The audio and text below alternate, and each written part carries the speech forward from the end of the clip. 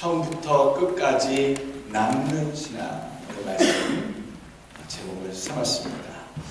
어느덧 12월 1년 52주 그렇게 있는데 52번째 주일 예배 2018년도에 그렇게 드리게 되었습니다.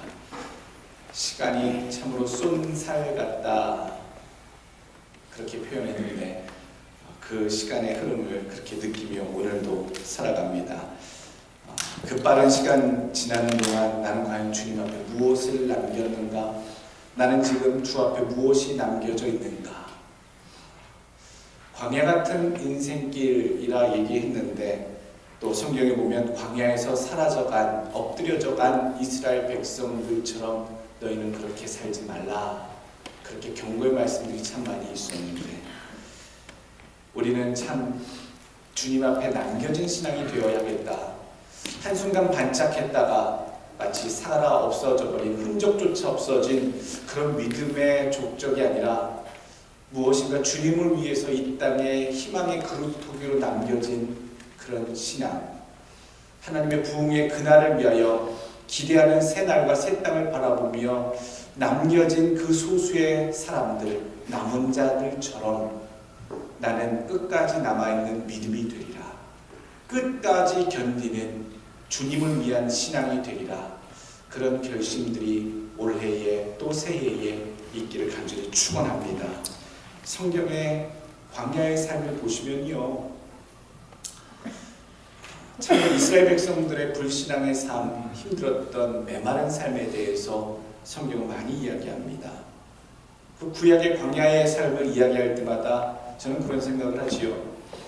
그 어느 곳에 있는 성도들보다 광야적인, 광야 같은 삶을 직접 체험하고 느끼는 사람들이 우리 엘센트로 교회 외에 또 있을까? 실제로 우리는 광야 같은 곳에 살고 있고요. 한여름에 정말 죽을 것 같은 그런 자결하는 태양열 아래 그렇게 우리는 살아가고 있고 하나님을 신앙하는 자로 서 있는 우리들의 모습이 얼마나 광야와 같은 삶이랑 참으로 유사하고 똑같이 느껴지는지, 우리에게 광야 같은 인생이 무엇인가? 나는 내 인생 중 광야 같은 때는 언제였는가를 한번 생각해 봤으면 좋겠습니다. 오늘 이 광야라는 단어가 나오는데 광야는 사실 사막입니다. 영어로는 항상 desert, 사막이라 분명히 표현되어 있습니다. 하얀 모래가 가득 있는 저쪽 유마 가다 보면 왼쪽 오른쪽에 그런 하얀 모래, 사하라 사막 같은 모래만 그 사막이 아니라요, 황무지 같은 또 간간히 마른 풀들이 나고 그런 메마른 암석이나 그런 황무지 같은 것도 성경에서는 대부분 데저트, 광야라고 표현을 합니다. 내 인생의 광야는 언제였던가? 언제인가? 어떤 분은 그런 얘기 하시더라고요. 참 힘들었던 유학생활, 그 유학생활이 참 내 돌이켜보면 인생 중 광야와 같은 때였다. 또 어떤 분들은 군생활이 참 내 인생 중 험난하고 힘들었던 그 짧은 시간이었다. 그렇게 얘기하시는 분도 있고요. 어떤 분들은 사회 초년생, 또 결혼하고 얼마 안 돼서 신혼초에 없고 못 살고 힘들었을 그때가 우리 인생 중, 내 인생 중 가장 광야 같은 시기였다. 이민자의 삶을 사시는 분들은요, 지금도 말씀하십니다. 지금 나는 광야를 살고 있습니다. 이민 생활 자체가 결코 녹록하지 않아서 날마다 분투하지 않고서는, 삶에 대해서 투쟁하지 않고서는, 살려고 발버둥 치지 않고서는 살아갈 수 없는 곳이 지금 이 이민자의 삶입니다. 지금이 저에게는 광야입니다. 마음에 와닿는 그런 고백들이 들려줬습니다. 저에게 있어서는 캐나다의 목회가 사실 광야 같은 삶이었다고 저는 늘 생각이 됩니다. 아무것도 없는 중에 하나님의 일을 한다는 것. 성경에 나오는 광야를 지낸 인물들을 한번 살펴봤습니다. 예수님에게 있어서 광야는 과연 어떤 의미였을까요? 예수님에게 있어서 광야는 공생의 하나님의 귀한 구원의 십자가 사역을 완성하기 위해, 진행하기 위해 먼저 기도로 무릎을 꿇고 금식하였던 기도의 장소였습니다. 40일간의 그 기도, 금식 기도의 장소, 광야, 기도하는 곳이었죠. 세례 요한에게 광야는 어떤 곳이었을까? 복음을 외치던 곳, 그가 살던 곳, 광야에서 외치는 자의 소리로 사는 주의 사역을 감당하던 필드가 세례 요한에게 있어서는 광야였지요. 엘리야에게는 어떤 의미의 광야였을까? 엘리야에게는요, 사실 주의 선지자로 살다가 죽음의 공포를 직면하고 체험한 곳이 하룻길 들어간 광야길의 체험이었습니다.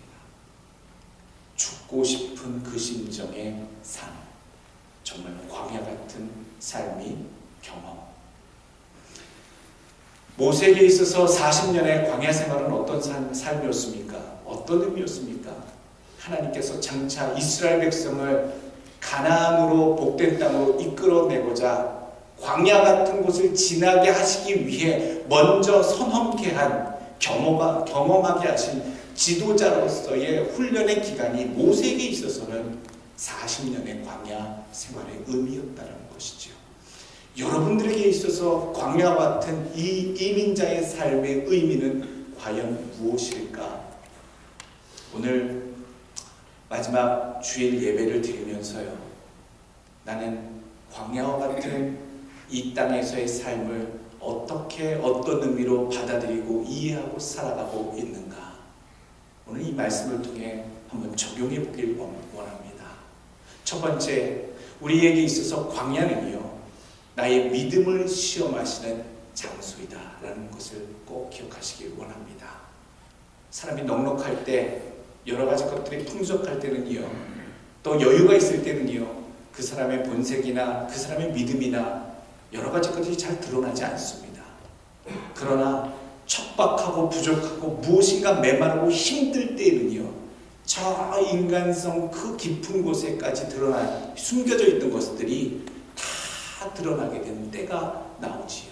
어려울 때일수록 그 사람이 가지고 있었던 진정 마음이 무엇이었으며 사상이 무엇이며 믿음이 무엇인가를 확인할 수 있는 곳이 바로 광야이다라는 사실을 우리는 기억하길 원합니다.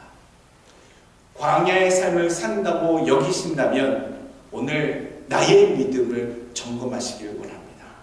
이렇게 힘든 삶을 살 때, 어려운 삶을 살 때 나의 진정 믿음을 주 앞에 보여드리는 삶을 나는 오늘 살고 있는가? 광야 같은 여러분들의 삶이 있다면 그 시간이 바로 여러분들의 믿음을 시험하시는 하나님이 허락하신 시간으로 여러분 꼭 기억하시길 간절히 원합니다. 여러분들의 믿음을 보여드리시고 여러분들의 귀한 헌신을 하나님께 증거하시길 간절히 원합니다. 오늘 8절 말씀 보시게 되면요, 광야가 이스라엘 백성들에게 어떤 장소였느냐, 어떤 시간이었느냐. 8절, 광야에서 시험하던 날에 거역하던 것 같이 하나님의 음성을 듣고 날마다 구름 기둥과 불 기둥으로 날마다 하나님의 인도하심을 눈으로 보고 체험하고 가고 있는 삶임에도 불구하고 그들은 늘 불평하고 늘 원망했습니다. 날마다 보는 기적과 날마다의 인도하심을 보고도 날마다 또한 그들은 기적을 요구했습니다. 하나님은 그들의 믿음을 보시고자 했지요. 오늘 성경 8절 말씀은 분명히 얘기하십니다. 광야에서 시험하던 날, 하나님께서 이스라엘 백성들의 믿음을 가나안 땅으로 분명히 들어갈 만한 자들의 믿음인지 확인하시려고 그들을 시험하시기 위한 장소, 그 기간을 40년의 광야로 오늘 분명히 알려주고 계십니다. 하나님이 우리를 테스트하시려 하는데 오늘 묘한 것들을 보게 되지요. 우리의 믿음을 테스트하시려는데 이스라엘 백성들은요, 감히 하나님을 테스트하는 삶을 삽니다. 오늘 하나님이 정말로 어이가 없어서 하나님이 정말로 황당해 하시는 그런 표현들이 나오지요. 광야에서 8절 말씀, 시험하던 날에 거역하던 것 같이 너희 마음을 완고하게 하지 말라. 9절, 거기서 너희 열조가 나를 시험하여 증언하였고 40년 동안 나의 행사를 보았느니라. 하나님은 이스라엘 백성들의 믿음을 광야길을 거치게 하시는 동안 그들의 믿음을 점검하시고 확인하시려 했는데 그들은 오히려 하나님을 간보고 하나님을 떠보고 하나님의 능력을 시험해보는 그런 모렴치한 믿음의 모습을, 삶의 모습을 보였다. 오늘 9절 말씀에 나를 시험하다, tested, 그들이 나를 시험하다라고 성경에 표현하고요. 증험하다, tried, 신문하다라는 뜻입니다. try가 시도하다라는 뜻도 있고요. 법정 용어로 신문하다라는 떠보다라고 하는 그런 표현도 있습니다. 성경에는 하나님을 증험하다, 확인해보다 이런 뜻으로 분명히 쓰였지요. 오늘 분명히 우리가 인식해야 합니다. 내가 살아가는 동안 예수를 믿으면 하나님이 내 인생에 얼마나 축복하시는가, 얼마나 내 기도를 들어주시는가, 기적이 펼쳐지는가, 그렇게 떠보려고 우리가 살아가는 삶이 결코 아니라는 사실. 오히려 나의 이 인생 광야 같은 삶이라면 이 힘들고 어려운 삶을 통해 하나님 내 안에 담겨진 그 근원의 믿음을 테스트하시고자 바라보고 계심을 여러분 늘 염두에 두시고 잊지 않으시길 원합니다. 두 번째 주시는 교훈이 무엇인가요? 오늘 완고한 마음을 회개하라라는 뜻입니다. 오늘 두 번째 우리에게 주시는 건 8절 말씀 후반부에 너희 마음을 완고하게 하지 말라라고 했습니다. 하나님의 말씀 음성을 듣거든 7절 말씀 오늘 너희가 그의 음성을 듣거든 8절에 마음을 완고하게 하지 말라. 영어 성경에 뭐라고 표현합니까? 8절 Do not harden your hearts as you did in the rebellion. 반항이라는 뜻이에요. 리벨리언 발음이 잘 안 되네요. 오늘따라 반항이라는 리벨리언이라는 뜻인데 이 반항에 대해서 마음을 확증하다, 확고히 하다라는 얘기입니다. 하나님의 말씀을 듣고서 그 마음에 순종하는 삶이 아니라 하나님의 말씀에 대해서 반항하려고 마음을 각오하는 것, 확실히 하는 것, 이것이 오늘 성경 말씀의 완고함이라는 표현을 해주고 있습니다. 완고하다, 참 완고하다. 욥기서 9장 4절에는 그 완고함을 그렇게 표현하고 있습니다. 하나님의 말씀을 받아들이지 않기 위해 스스로 완악하게 마음을 먹는 것, 그걸 완고함이다. 욥기서 9장 4절 그는 마음이 지혜로우시고 힘이 강하시나니 그를 거슬러 스스로 완악하게 행하고도 형통할 자가 누구이랴. 하나님께 대해서 반항하고요, 말 안 듣고 순종하지 않겠다 마음에 각오하는 자를 하나님께서 어떻게 형통하게 해주실 수 있겠느냐에 대한 반문을 이 욥기는 이야기하고 있는 겁니다. 이 완고한 마음에 대해서 우리가 회개해야 한다. 여러분 올해 지나가기 전에 회개할 게 많습니다. 참 내 멋대로 살았던 것, 하나님 뜻이 그것이 무엇인지 아는데도, 하나님께 나아가야 하는데도 알면서도 그냥 묵인한 것, 모른 척한 것, 안 해버린 것들, 우리가 얼마나 완고한가. 다른 사람들에게 못했어요, 할 수가 없었어요 라고 얘기하지만 내심 그 중심에는 하고 싶지 않았던 마음이 먼저였던 사실을 우리는 하나님 앞에 철저히 회개해야 된다는 사실이지요. 얼마나 이중적입니까? 순종한다고 하면서, 하나님 뜻대로 산다고 하면서, 평화의 도구로 쓰여지길 원한다고 하면서 정작 다니는 곳마다 불만과 분란을 일으키고 원망과 시기와 불평을 일삼았던 삶, 우리의 마음속에 하나님 말씀에 순종하지 않으려고 하는 그 완고함에 대해서 우리는 철저하게 회개해야 한다는 것이지요. 12절 말씀, 그 완고함이 무엇이냐? 형제들아 너희는 삼가 혹 너희 중에 누가 믿지 아니하는 악한 마음을 품고 라는 표현 나오지요. 믿지 않으려고 하는 것, 얼마나 완고하냐면요, 눈앞에서 하나님의 기적을 보고도요, 그건 하나님의 기적이 아니야 라고 잊어버리는 겁니다. 인정하지 않는 겁니다. 우연이라고 여기는 겁니다. 어쩌다가 될 일이라고 여겨버리고 결단코 그거는 하나님의 역사가 아니야, 될 일이었어 라고 스스로 생각하고 잘라내고 자기 마음대로 평가하려고 하는 하나님 앞에서의 그 완고함, 이게 큰 죄라는 것이죠.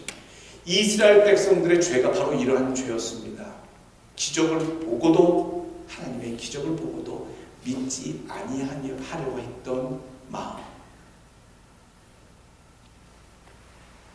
많은 사람들이 있습니다만 하나님의 기적 하나만 보고도 그 크신 하나님의 모든 것들을 믿는 사람들이 있고요, 100가지의 기적을 눈앞에 펼쳐 보여줘도 마지막 한 가지 더 안 보여주셨다고 믿지 못하겠다고 하는 사람들도 있습니다.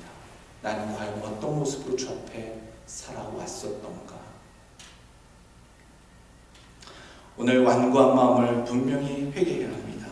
오늘 9절 말씀, 여러분 우리의 삶이 과연 이런 삶은 아니었을까? 거기서 너희 열조가 나를 시험하여 증언하고 40년 동안 나의 행사를 보았느니라. 여러분 얼마나 하나님이 참 우리가 하나님의 마음을 괴롭게 하고, 얼마나 하나님의 우리가 흔히 표현하는 자존심, 하나님의 그 존엄함을 무시하고 경멸하는 태도를 보여드렸는지. 오늘 이스라엘 백성 보십시오. 하나님이 그 백성들을 시험하시려고 40년간의 광야길을 지나가게 하셨는데, 이 백성들은 하늘을 쳐다보고 과연 우리의 하나님이 맞는가? 능력이 있는가? 하실만한가? 하나님을 40년 동안 백성의 입장에서 하나님을 시험해 왔다라고, 그를 테스트해 왔다라고 하는 하나님의 평가, 과연 우리는 어떠한가? 나의 믿음을 하나님께 귀한 믿음으로 보여드릴 그런 삶이 아니라 하나님이 과연 하시는지 손가락 꼽고 있었던 그런 잘못은 없지 않았는가? 오늘 우리가 회개해야 될 것이 많습니다.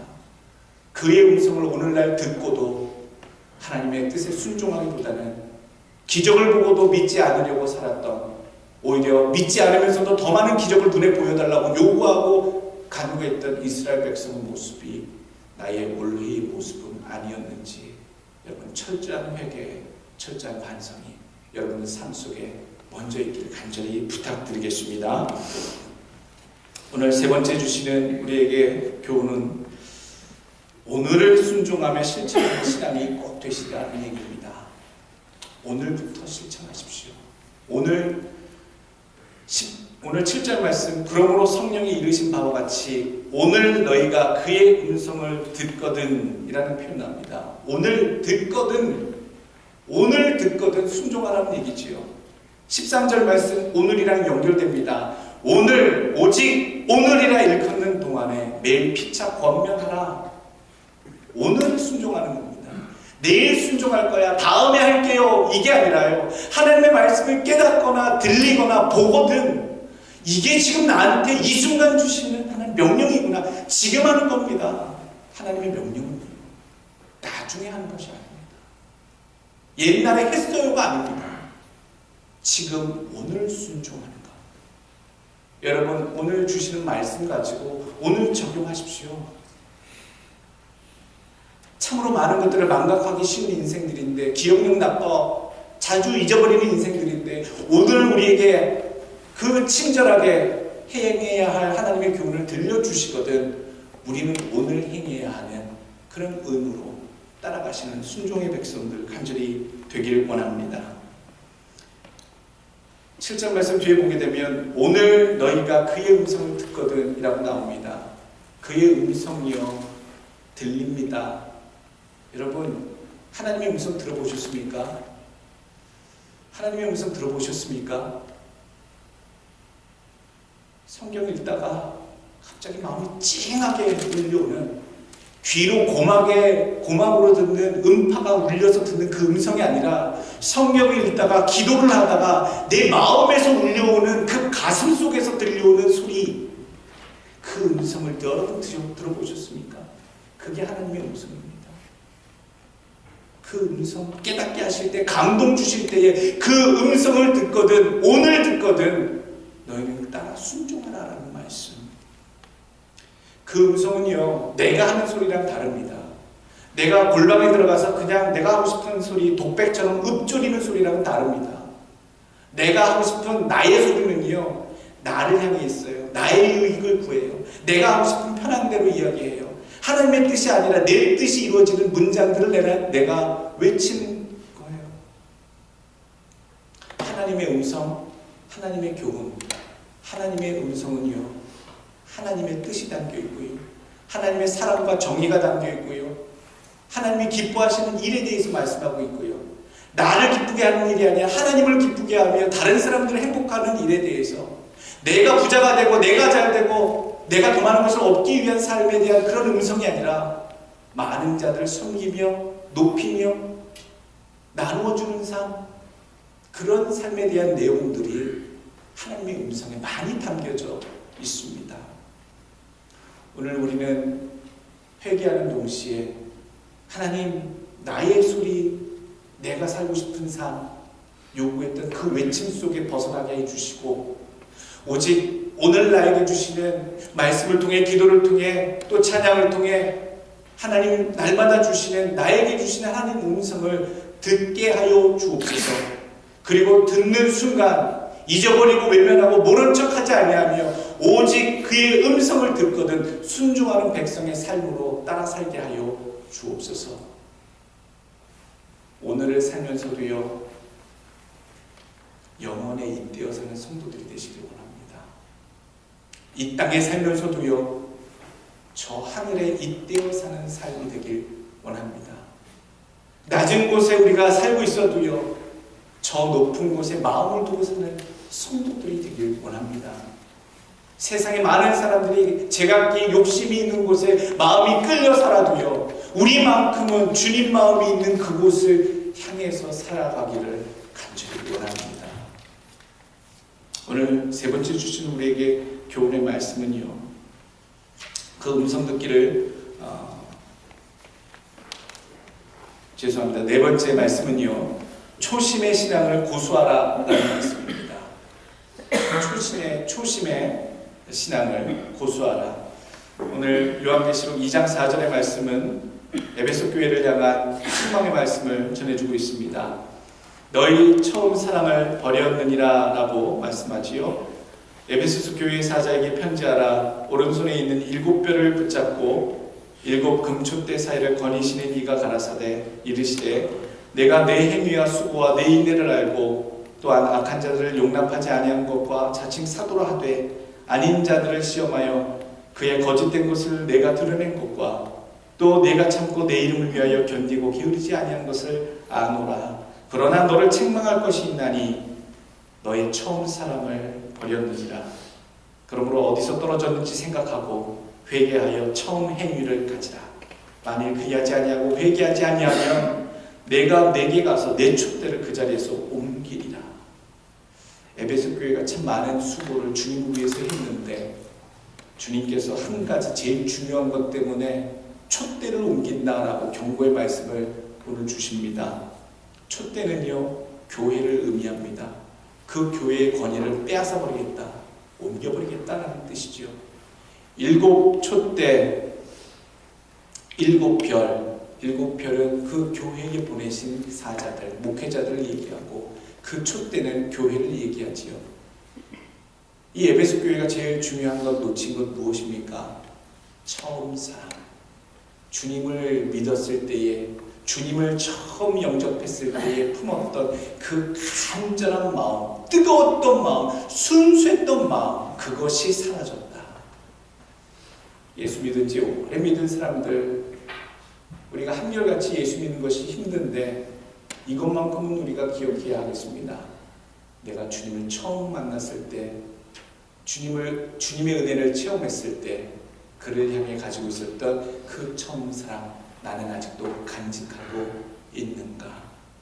이미 얼음장같이 식어져서 차가운 냉랭한 마음으로 주 앞에 서 있는지, 주님께서 에베소 교회에 경고하신 이 말씀이 지금 나에게 하고 계신 말씀은 아닌지 스스로 점검하십시오.